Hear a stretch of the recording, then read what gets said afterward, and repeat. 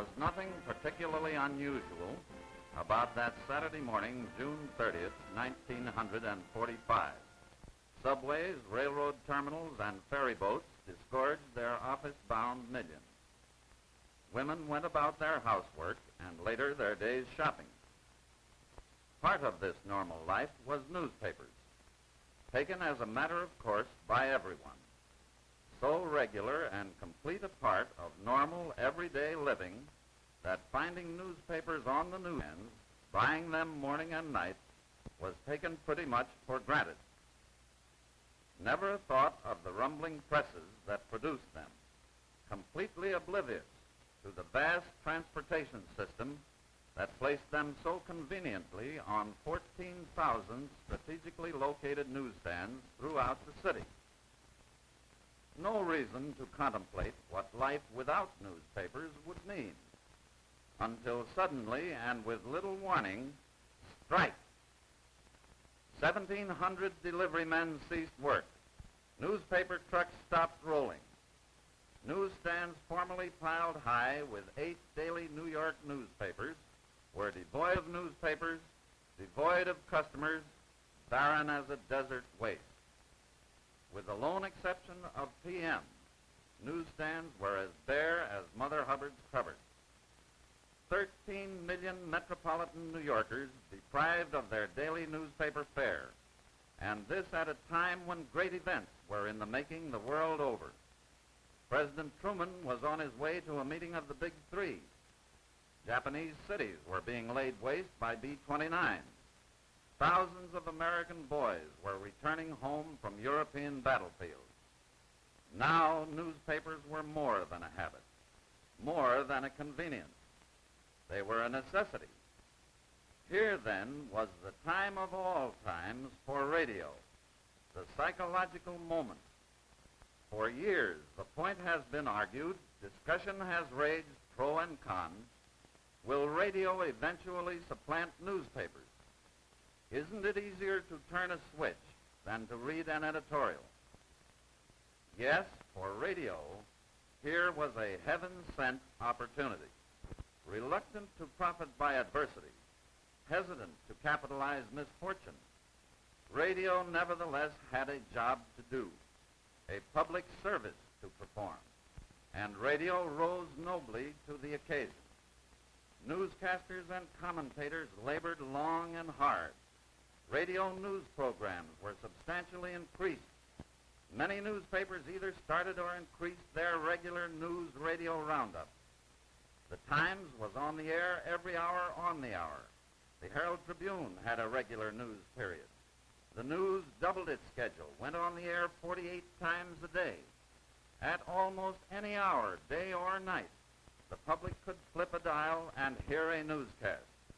Certainly, if news by radio could satisfy the news-hungry public, radio was giving it every chance. But something was lacking. An appetizer is a poor substitute for a full meal. A starving man languishes on a Hollywood diet. Radio was apparently not the right answer. Newspaper readers telephoned in and discovered that despite pickets, newspapers were still being published every day. Learned they could obtain copies by going directly to the newspaper plant. Here is the Herald Tribune plant on the first day of the strike, showing the truck loading platform used to sell papers in the emergency. The first day of the strike, Herald Tribune circulation plummeted to 15,000. But as more and more loyal Tribune readers learned they could buy the paper at the plant, they went to the Herald Tribune in ever-increasing numbers. On the last day of the strike, the Herald Tribune sold 65,000 copies, by far the greater portion of them in direct over-the-counter sales to Tribune readers who had taken the time and trouble to come far out of their way to get a copy of their favorite morning newspaper. This represents a surprisingly high percentage of Tribune circulation achieved under extremely difficult conditions. Meanwhile, a flood of Tribune readers phoned the paper. Please give me more information on the change in red point values. Is it true that President Truman is out of the country? On what troop ship is my husband returning home? Now let's move to the Journal American. Here is a newspaper plant so disadvantageously located for the general public that the paper maintains frequent bus service for its own employees to a nearby transportation center. The sirens of East River shipping convoys provide a musical background for the roar of the presses. Despite its inaccessible location, Journal American readers travel to the plant on South Street in droves. Circulation on the first day of the strike dropped to 4,000, but by the end of the strike, daily sales figures climbed to 25,000. Mirror fans lined up at the Mirror plant in mounting crescendo. Daily sales figures are unavailable, but through teeming rain and blazing heat, Mirror readers made the trip to the plant, stood in line, made their purchase. The New York Sun. Here was New York's longest picket line. It is impossible to show the full effect of the Sun readership line because the paper was sold inside the building. Sun readers entered the marble lobby of the building, shown in the center, made their purchase inside, and emerged through the door at the left. When sales got too heavy for the emergency office, boxes were set up in the marble foyer to serve as temporary newsstands. During rush hours, the place looked like Grand Central Station. Circulation climbed from a low of 23,000 on the first day of the strike to a high of 78,000 on the last day. The New York World Telegram. This plant is located downtown near the New Jersey commuting terminal.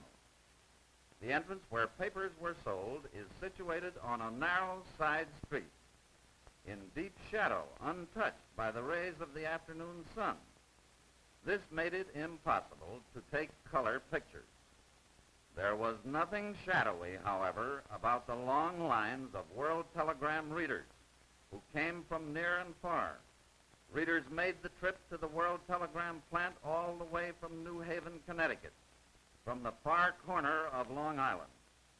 Lines 5 blocks long were a daily occurrence.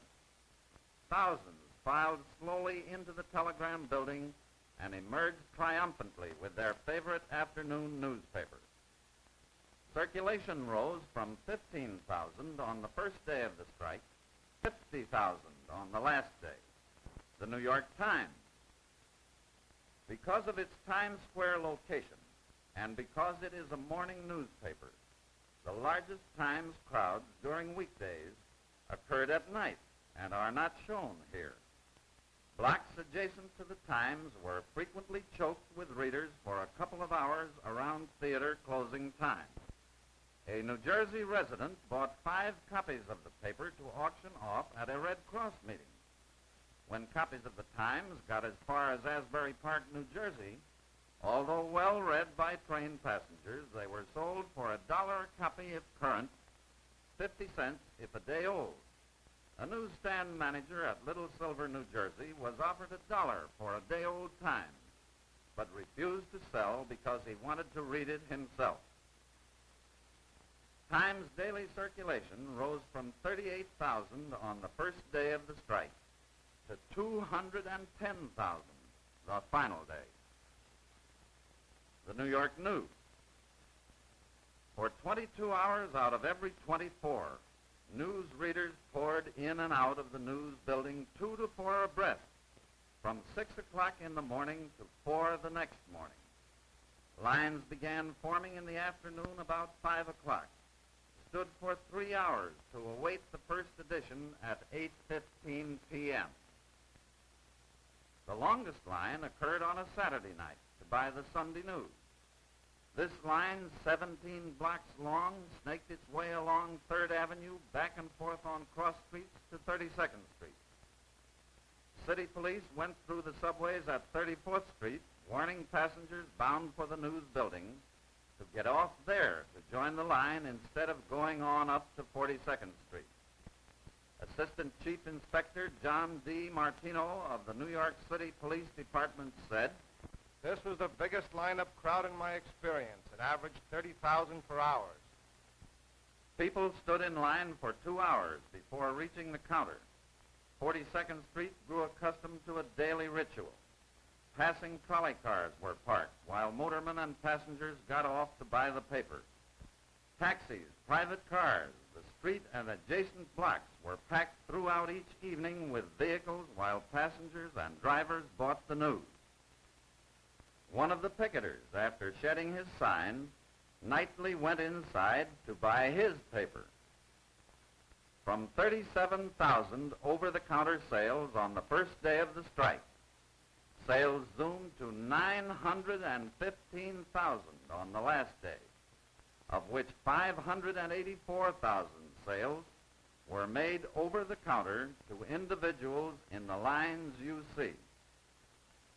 Happily, however, even labor strife has its lighter moments. By courtesy of Movie Tone News, Mayor F.H. LaGuardia reads the comic.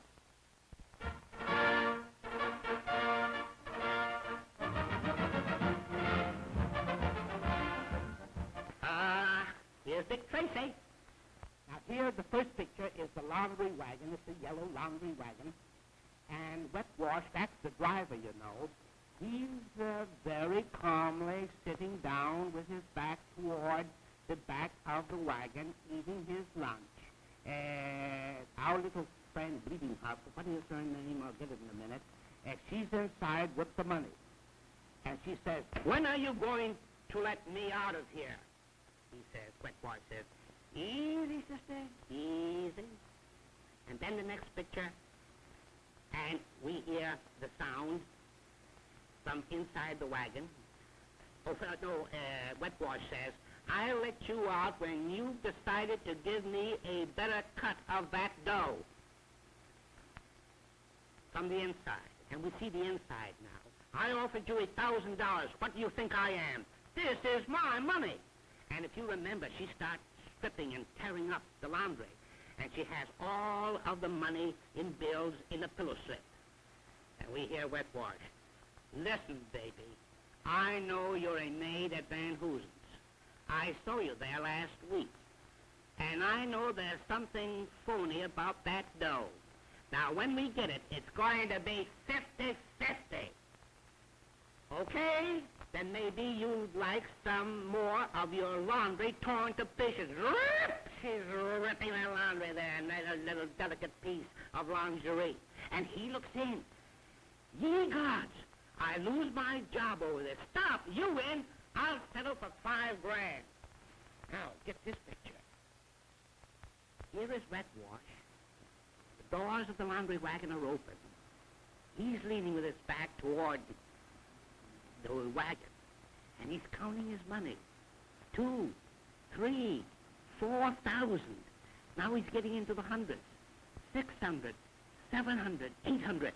And the picture shows a hand of Breathless stretching out. She's got hold of that iron pot. Remember the iron pot she took from the Van Hoosen's gardener's flat to put the money in? And crash! She crashes it on its head. Knocked out. Say, children, what does it all mean? It means that dirty money never brings any luck. Thus, New York learned that if the newspapers could not go to the public would come to the papers. During the 17 days of the strike, the public came to the various plants, bought a total of 10,628,000 newspapers. Trouble, inconvenience, this was the price paid each day for New York newspapers by long lines of people in rain and sun, standing for hours on hard concrete, risking bodily harm by cutting through picket lines, impervious to shouted warnings of pickets in a city heavily unionized. Men, women, and children in all walks of life, giving up a summer evening of pleasure or relaxation, going without lunch or postponing dinner for hours, coming for miles in oven-warm subways to stand for long periods in halting or slow-moving files. Patient, perspiring, persistent, all for a few penny purchase. Such is the miracle of journalism, and such is the significance of newspapers to their readers, which can be read and reread. Newspapers in which the public can read all about it in their own time, at their own convenience. And thus was New York's sigh of relief when the strike finally was ended, when within the hour the trucks were rolling and New York life returned to normal. Once again, dramatic proof has been given that no other medium can take the place of newspapers in the lives of the people. And the fundamental reason why newspapers are held in such high regard by the American public lies in that long-cherished bulwark of liberty, freedom of the press.